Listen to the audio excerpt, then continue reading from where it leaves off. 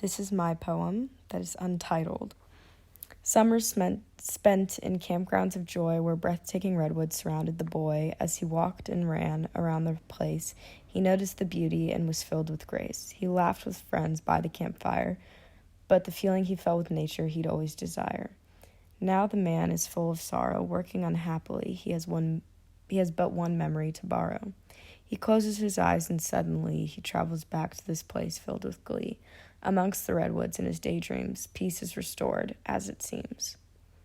So, for this poem, I took inspiration from my last blog, which was focused on Wordsworth's Tintern Abbey, and I attempted to mimic its nostalgic feeling while keeping the basis on nature. And this poem, Tintern Abbey, also centers around an idea of growing up and looking back at a simpler time when one's relationship with nature was very strong, and using these feelings of nostalgia to kind of inflict joy. And my poem, also like many romantic poems of the era, is considered very easy to understand and something that's no longer just for aristocrats, but for everyone. And a lot of romantic poems also took inspiration from folk songs, which I believe mine did as well.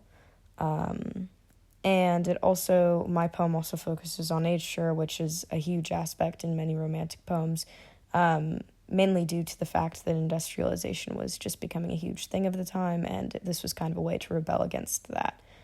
My poem is not necessarily as descriptive as some of the time, but it involves key details that can allow one to still use imagery and imagine themselves inside the poem or take the reader back to a fond memory of nature.